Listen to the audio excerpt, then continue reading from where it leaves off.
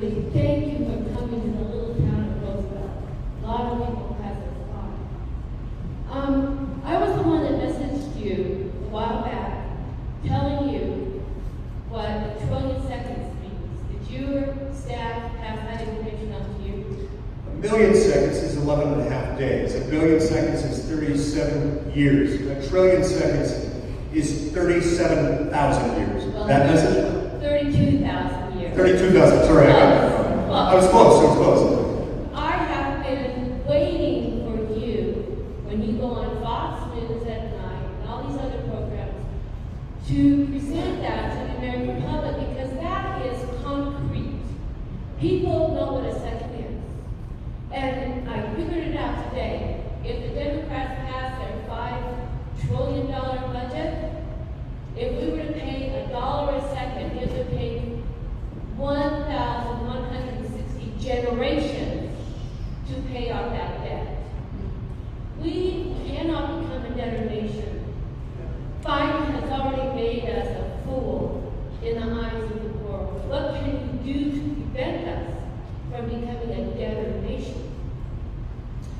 Thank you. Remind me your name. Linda Conde. Linda Conde, thanks so much for that message, and thanks for the information you communicated to my office. Now, I have used that in speech after speech. I've used that in some media interviews. I'm not sure whether I've used it on Fox specifically, but now that you asked me to, Linda, I'll figure out ways to include it in more. Look, you're exactly right. We cannot become a debtor nation. Unfortunately, we already are that. But sometimes you can't fix stupid things you've already done, but you can at least stop digging the hole, right? Yeah. So, we can still get out of this, I think, but only if we stop right now. When I was about 14 years old, I was out, thank you very much.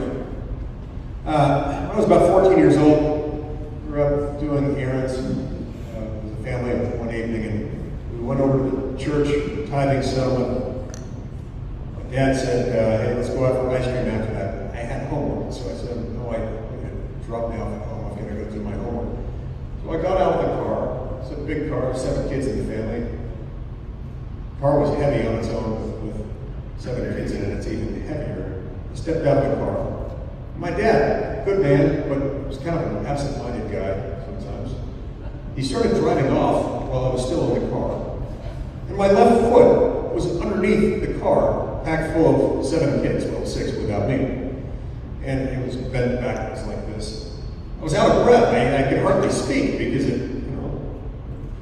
big car on your foot hurts. And so I realized I could only get out one word. And I just said, Dad, reverse. That was the only thing that came to mind. He got the message. He put the car in reverse and he got the car off of my foot. Sometimes that's what you have to do. If you can't do anything else, you just got to stay reverse. We do have to reverse course because we can't do this. Let me tell you a few of the reasons why. Number one, if we continue to spend at this pace, we're just printing more money. In the U.S. economy, there's a basket of goods. Only so many goods the U.S. economy can produce in a given year. And if you just add more and more money to it by printing it off, what's going to happen to the price of everything?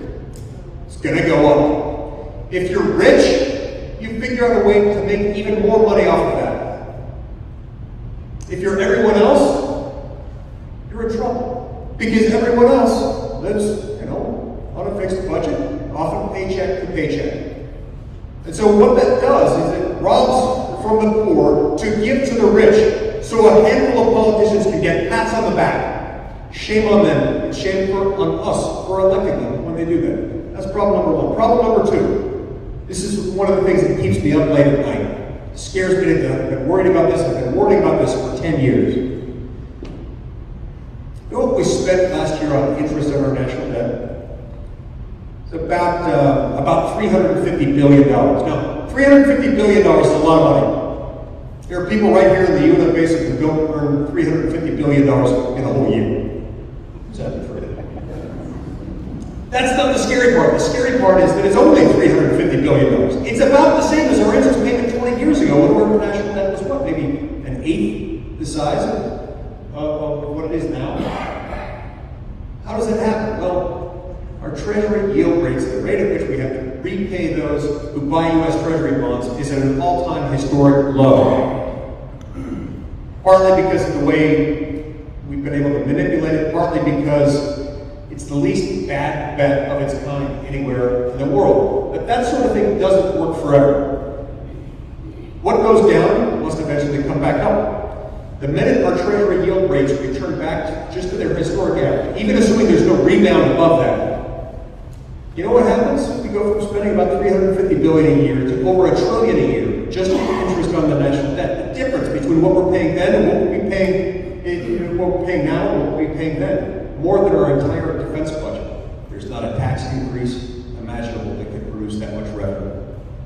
And if we tried, it would devastate the economy and hurt the poor and middle class even more. So you can't just tax your way out of it. You could print more money, but that hurts the poor and middle class even more. Or you could have massive, abrupt, draconian spending cuts, the likes of which would cause riots and looting in the streets. It would ultimately hurt the poor.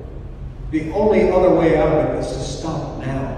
When you fall from a 10-story building, it is not the fall that will kill you. It is the abrupt halt at the end.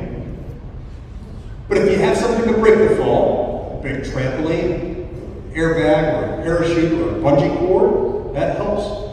We've got to stop it. And we've got to figure out a way to break the fall. But to do that, we've got to reverse course.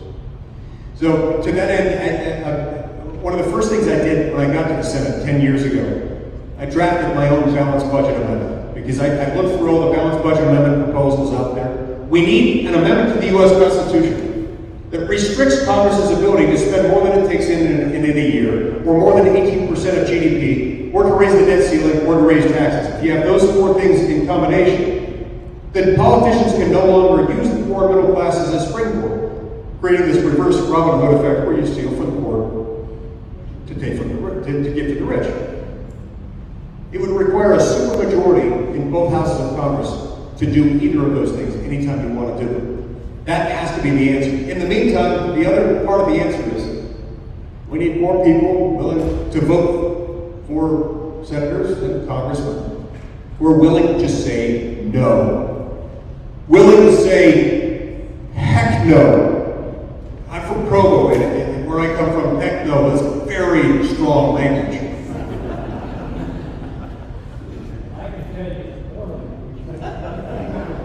Look forward to learning those words. By the way, I try to collect words from every language. For some reason, the words I remember have been bad ones. Still remember a youth term that Jay Jordan taught me. Lupe Maracach. He told me that crazy white guy I met with him in tribal council earlier today. They told me it was true. Next question.